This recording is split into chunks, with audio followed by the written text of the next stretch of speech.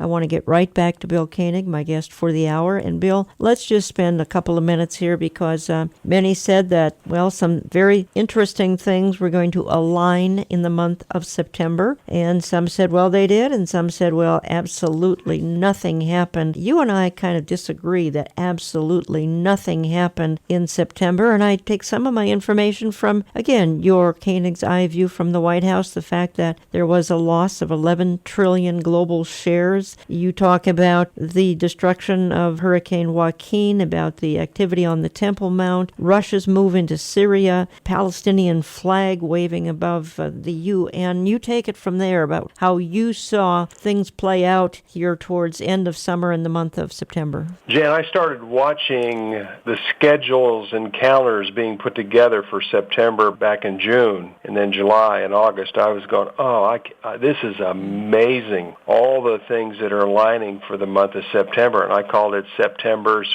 perfect storm. Some people expected more and more significant shaking, but I can tell you what, there was a lot of shaking that took place and a lot of positionings of things that are going to lead to a major shaking. To start with, the first of the month, Russia invaded Syria. They basically moved in and positioned themselves at Assad's approval, establishing a base, bringing soldiers in, moving ships into Tartus, Syria. And then we had the Saudi king come to the White House at the end of the first week of September for some critical meetings because he was not pleased with the fact that the White House led this P5+1 agreement with Iran. It was extremely concerned about a future nuclear Iran, and he also expressed his concerns about the deal. And then right after that, we had major stock market shaking. We had over $11 trillion worth of global shares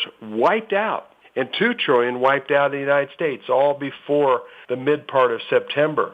Then we had the Chinese, well, first of all, we had the Pope come in for his meeting there at the White House, and Obama had the audacity to invite LGBT activists from the clergy, pro-abortion people, pro-Planned Parenthood people to be there at the South Lawn of the White House, where I was, for the Pope's welcoming and then for his meetings there at the White House. And then on September 24th, he spoke to Congress, the Pope did. And then on September 25th, he went to the UN and spoke about this new 2030 global sustainability event that the United Nations was promoting. Then also the Chinese president came into Washington and spent 2 days at the White House on September 24th and September 25th. As the Chinese president is there in the Rose Garden, speaking with President Obama in a press conference that I attended, the news came out that China was moving one of their aircraft carriers into Tartus, Syria.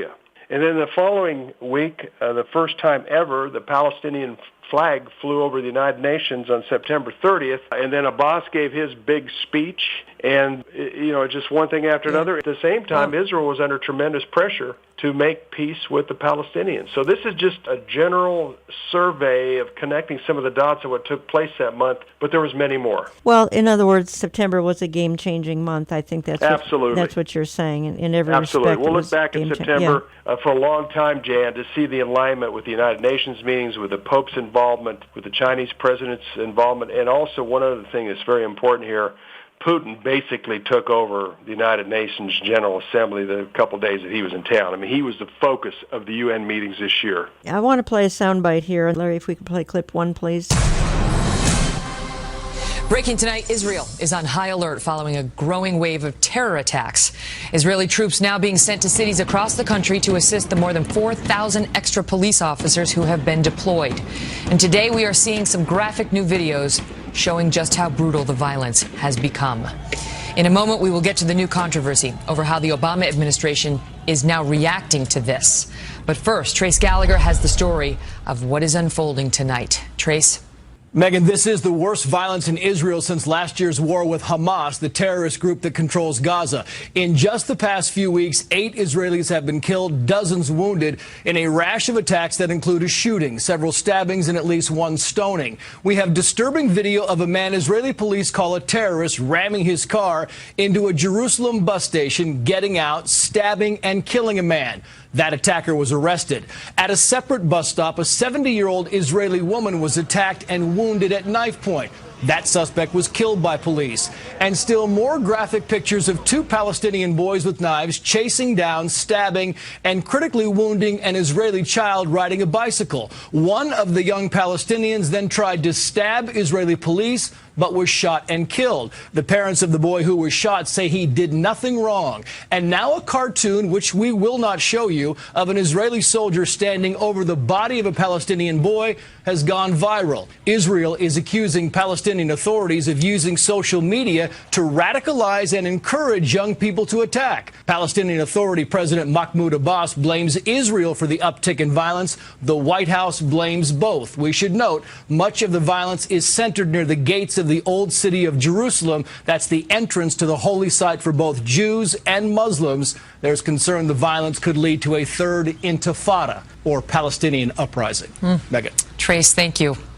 The administration today responding to these attacks on our best ally in the Middle East by suggesting that both sides should be working to calm things down.